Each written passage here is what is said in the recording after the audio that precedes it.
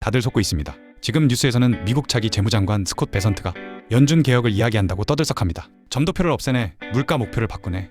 그냥 제도 개선 같죠? 아닙니다. 이건 항복 선언입니다. 제가 단언컨대 우리가 알던 물가 2% 시대는 끝났습니다. 아니, 이미 죽었는데 연준이 산소호흡기만 달아놓고 연기하고 있는 겁니다. 최근 스콧 베선트 아주 의미심장한 말을 던졌습니다. 차기 연준 의장 후보들이 점도표 폐지를 논의하고 있다는 겁니다. 그리고 물가 목표를 숫자 하나가 아니라 범위로 바꾸겠다고 합니다. 이게 무슨 뜻인지 아십니까? 우리는 더 이상 인플레이션을 통제할 자신이 없다. 그러니 채점표를 없애고 골대를 넓히겠다. 이 소리입니다. 오늘 영상 끝까지 보셔야 합니다. 왜 2%가 불가능한지, 왜 앞으로 여러분의 현금이 쓰레기가 될 수밖에 없는지 제가 그 판을 낱낱이 읽어드리겠습니다. 여러분, 연준의 점도표가 뭡니까? 연준 위원들이 앞으로 금리가 이렇게 될 거야 라고 점을 찍어서 보여주는 겁니다. 일종의 예언서죠. 시장은 이걸 신주단지 보시듯 떠받듭니다. 그런데 베선트가 이걸 폐지하는 걸 논의 중이라고 폭로했습니다. 왜일까요? 표면적인 이유는 불필요한 시장 변동성을 줄이겠다는 겁니다. 듣기엔 좋죠. 하지만 진짜 이유는 따로 있습니다. 틀리는 게 쪽팔려서입니다. 지난 3년 연준의 점도표가 맞은 적이 있습니까? 인플레는 일시적이다라고 했다가 틀렸고 금리 인하한다고 했다가 또 미뤘습니다. 이제 그들도 아는 겁니다. 앞으로 다가올 거대한 인플레이션 파도 앞에서 자신들의 예측이 계속 빗나갈 거라는 걸요. 예측이 계속 틀리면 권위가 떨어지죠.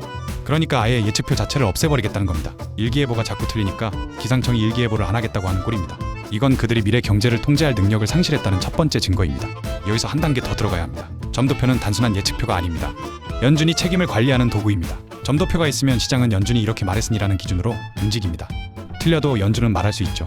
그땐 정보가 부족했다. 하지만 점도표를 없애면 어떻게 될까요? 연준은 더 이상 미래에 대해 약속하지 않아도 됩니다. 틀려도 변명할 필요가 없습니다. 이건 실력이 부족해서가 아니라 의도적으로 책임에서 빠져나오는 구조 변경입니다. 다시 말해, 우리는 더 이상 앞을 비추는 등대 역할을 하지 않겠다는 선언입니다. 잠깐, 여기서 남들이 보지 못하는 경제의 이면을 꿰뚫어보고 싶다면 구독과 좋아요 한 번씩 부탁드립니다. 여러분의 금융지능을 제가 책임지고 올려드리겠습니다. 더 소름 돋는 지점은 바로 여기입니다.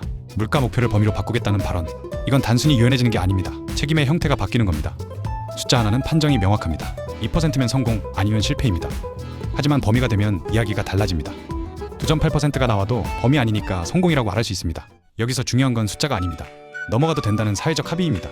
그 합의가 만들어지는 순간 인플레이션은 더 이상 위기가 아닙니다. 그냥 새로운 정상이 됩니다. 더 소름 돋는 건 물가 목표에 대한 이야기입니다. 베선트는 물가 목표를 단일 수치가 아니라 범위로 두는 걸 지지한다고 했습니다. 물론 지금 당장은 안 바꾼다고 했죠. 인플레가 높으니까요. 하지만 이건 시간 문제입니다. 자, 냉정하게 봅시다. 현재 경제 시스템에서 물가 2%? 불가능합니다. 과거에는 중국이 싼 물건 만들어주고 세계화로 비용을 낮췄으니 가능했죠. 지금은 어떻습니까? 탈세계화, 전쟁, 공급망 붕괴, 모든 게 비용 상승 요인입니다. 게다가 미국 정부 빚이 얼마입니까? 이 천문학적인 부채를 해결하는 방법은 딱 하나, 인플레이션으로 빚의 실질 가치를 녹이는 것뿐입니다. 그래서 2%는 이제 낡은 유물입니다. 실제로는 3% 혹은 그 이상이 되어야 시스템이 돌아갑니다. 하지만 연준이 대놓고 목표 3%로 올립니다 라고 하면 어떻게 될까요? 채권시장 박살나고 달러가치 폭락합니다. 폭동이 일어날지도 모릅니다. 그래서 가져온 꼼수가 바로 범위입니다. 우리는 1.5%에서 3.0% 사이를 목표로 합니다 하고 말장난을 하는 거죠. 그러면 물가가 2.8%, 2.9%가 나와도 목표 범위 내에 있네? 금리 안 올리고 넘어갈 명분이 생깁니다. 이건 사실상의 목표 상향이자 인플레이션 용인 선언입니다. 대중들이 눈치채지 못하게 아주 은밀하게 골대로 옮기는 작업이 시작된 겁니다. 여기서 가장 섬뜩한 표현이 나옵니다. 연준의 더 작은 발자국. 이 표현을 많은 사람들이 겸손이나 자기 반성으로 받아들입니다. 하지만 권력의 언어로 번역하면 전혀 다른 뜻입니다. 이 말의 실제 의미는 우리는 더 이상 이 시스템의 최종 책임자가 아니다입니다. 그동안 시장은 한 가지 전제를 깔고 움직여왔습니다. 문제가 생기면 결국 연준이 나서서 시간을 벌어줄 것이라는 믿음입니다. 금리를 내리든 유동성을 풀든 어떤 방식으로든 충격을 완충해줄 거라는 기대 말입니다. 이 기대가 바로 보이지 않는 안전망이었습니다. 그런데 더 작은 발자국이라는 말은 그 안전망을 얇게 만들겠다는 선언입니다. 연준이 실수하지 않겠다는 말이 아니라 연준이 더 이상 모든 충격을 흡수해주지 않겠다는 말에 가깝습니다.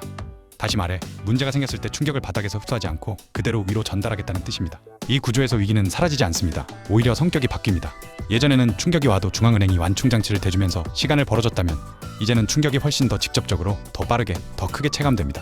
작은 균열이 바로 손실로 연결되고 한 번의 판단 착오가 회복 불가능한 결과로 이어질 가능성이 커집니다. 여기서 중요한 건 이 변화가 누구에게 가장 불리하냐는 겁니다.